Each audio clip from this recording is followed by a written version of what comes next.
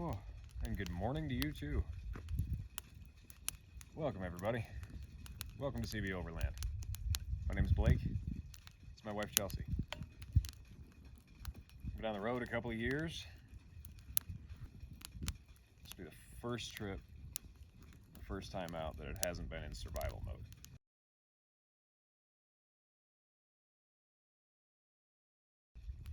I'm really comfortable doing this. It's not really a struggle for us to set up camp or be in remotes or any of that. That's not the hard part. It was just fighting to survive. Some days it is beating the elements. You know, Mother Nature will just beat the hell out of you. Some days it was people. Some days it was the dogs. Days it's the dogs. Traveling with dogs is tough. Got some cool solutions for that now. After 2 years, we've had to come up with some unique solutions, creative solutions for unique problems. It's awesome. We're set up really well now, and this feels great. So much has happened over the past couple of years. And I'm finally in a headspace to not comfortably speak about it. It's uncomfortable topics, but I can speak on it honestly now and from an educated point of view. There's a lot of things that we had to go out and see and learn and do, things I had to see for myself. Those questions that I needed answered. It was all very strange. We were in a fight for our lives while everyone was glued to their couch. It's very strange. We experienced a very different reality compared to most. It's also made it a little hard to adjust. It's been a lot to adjust to, and we were really fast to adjust to this lifestyle. It was cool. Yeah. We did this as a leisure for a while. We were comfortable doing that. But by no means was this a camping trip. That's what was a little confusing. And speaking to others, We had no home to go home to. no. This has been our home. Yeah, this and some variation of it. We've lived on wheels for 2 years. And I wasn't about to glorify a real problem in this country. Because it wasn't about living out of a Jeep or bus life. It isn't about either of those things. Those just happen to be our most effective means of travel. And yeah, we had lost everything, so we had no home to go home to. It was a last resort. It was a contingency plan. Live out of our vehicle until we could find more sustainable means.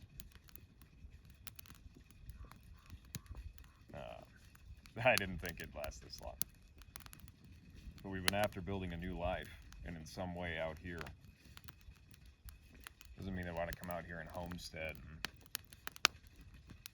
and leave society behind. No, quite frankly, I really enjoy people. I was a bartender for a decade, and I love talking to people. I've interacted with well over 1 million people, and I love it. I love meeting new people, new experiences, sharing those experiences, teaching. I love it. We found a real passion for travel this way. It's a rough life to do this in every single day. But I think that there's some real solace and peace in it when you can remove yourself from the city or whatever chaos is going on. Just a normal life. It doesn't have to be big stuff. It's just annoyances, and you come out here and you just kind of separate from it. I think that's invaluable. So I really look forward to sharing some of our experiences and things we learned along the way, from, knife skills and remote cooking. We've done it all. We live this way. It was very interesting. We did not participate in the happenings of the last couple of years. We find ourselves far more removed than we ever intended.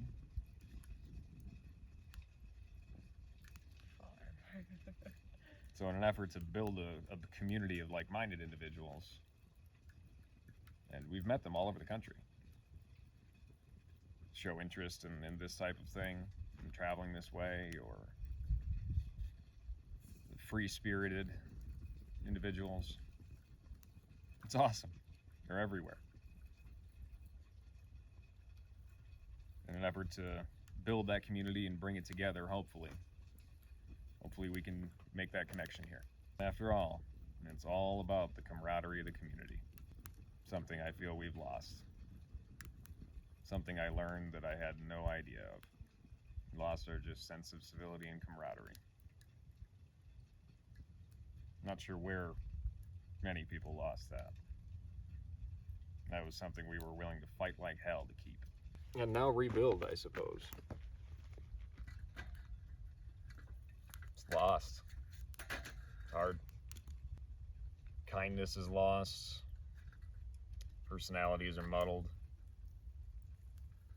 People are manipulated at every turn. We've really gotten to see how people interact with one another when it's very confusing, because the general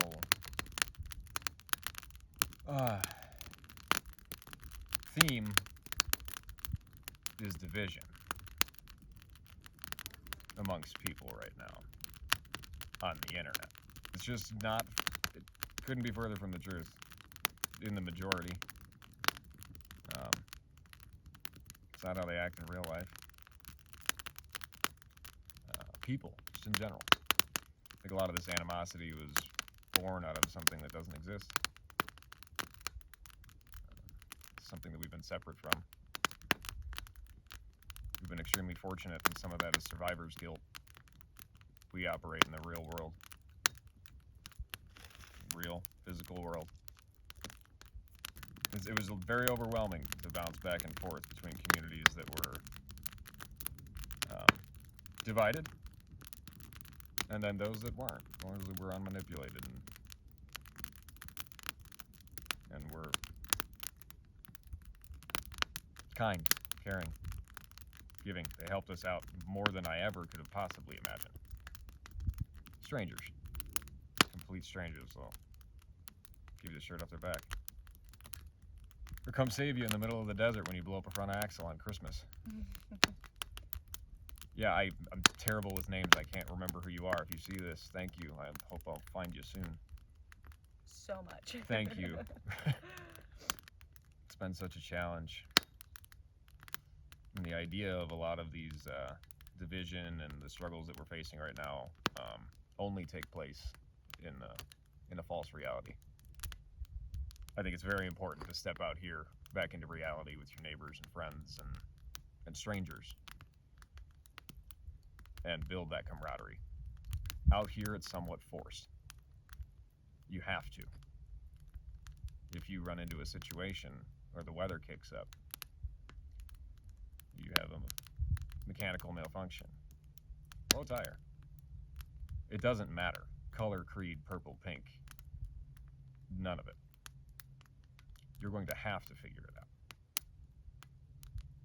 and solve your way out of here. Now, we come from a place and time where none of this existed. It was completely false. We lived in Las Vegas, 2015 to 2020, and we were bartenders. It's phenomenal. There's every kind of bar in town, every again, color, creed, doesn't matter. None of it. And Las Vegas is the melting pot of the world. After this much travel around the United States and meeting people from all over the world, Las Vegas was a melting pot and a truly diverse community that functions very well. It's beautiful. There's something for everyone, and no judgment is passed on anything, good, bad, or otherwise. Yeah, it was like everybody was kind of like your brother and sister. First, Yeah. it was, how are you, brother? First, then whatever may ensue. And with random people, complete strangers. This industry was a family, and it was radiant throughout the community. You've got every ethnic portion of town, and yeah, every kind of bar you can imagine. And none of it mattered. Nobody put you in a box, in a category. Ooh, you're that person. Nope, it just didn't happen. Real acceptance, where you're my brother or sister first.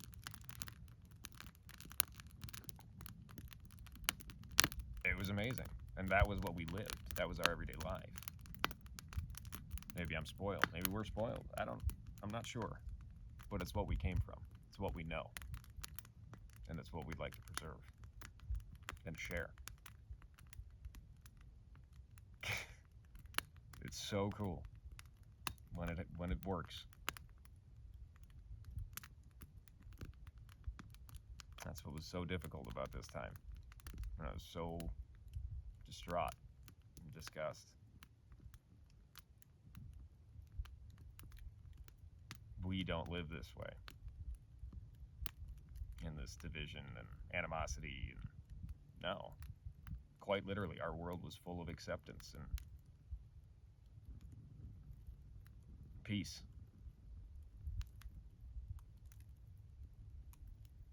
It's truly happy. Now, there are problems. Of course there are. There's always problems. Not just a dreamy here. This is a big city. Of course there's problems.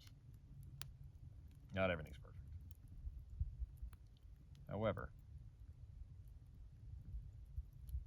it was pretty cool. And reflecting on that after so much travel, in and out of communities,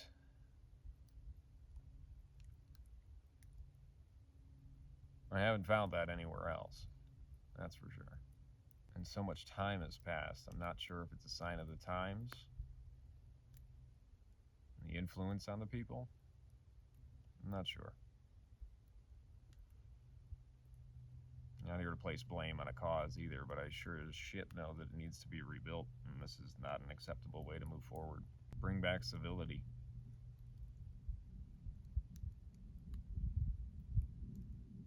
All this crap. If it does exist and is bothersome, it doesn't have to. We know that. We've lived it. And continue to on the road. Finding people and places. Share our ideas.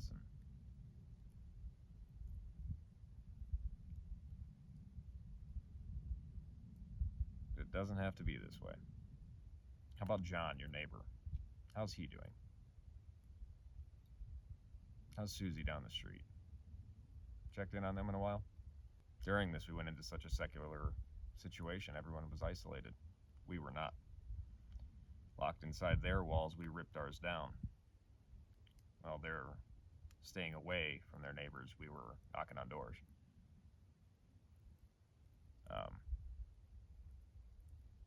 Whatever it may be, it was important to check in with people. The isolation isn't good for anyone. That's why it's a punishment.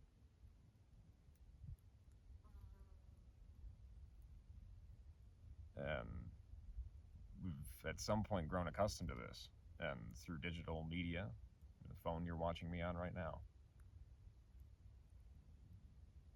we feel connected at a level on some media conversation. but it couldn't be farther from the truth. And while I do hope to connect with you on here because I feel this is the best platform to connect with as many like-minded individuals as possible, the real community and camaraderie is of utmost importance. Your neighbor, your firehouse, your public house, your home. If these things aren't repaired on an individual level at a local community first, there's no hope for a greater recovery.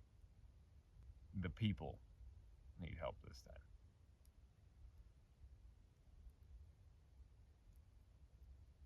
And there's real sentiment to just reaching out to those near you. And not on media. You're going to need to speak to them. Have a real, honest conversation. I cannot stress how important that is. And something that we've lost as we've separated. Emotions gone cold through text. It's very important to reach out to those and build that community near you. And then we can build anything. An old friend once told me, if you take care of the pennies, the dollars will take care of themselves. Now, whether that was financial advice or life advice, if you take care of the small stuff, the big stuff will come. So reach out. And we're really looking forward to building a community out here. Not just here. Everywhere out here. With you.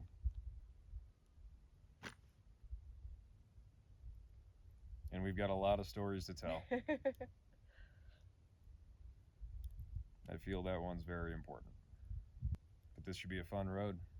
We've got some great stuff in store. We've been working very hard over the past couple of years.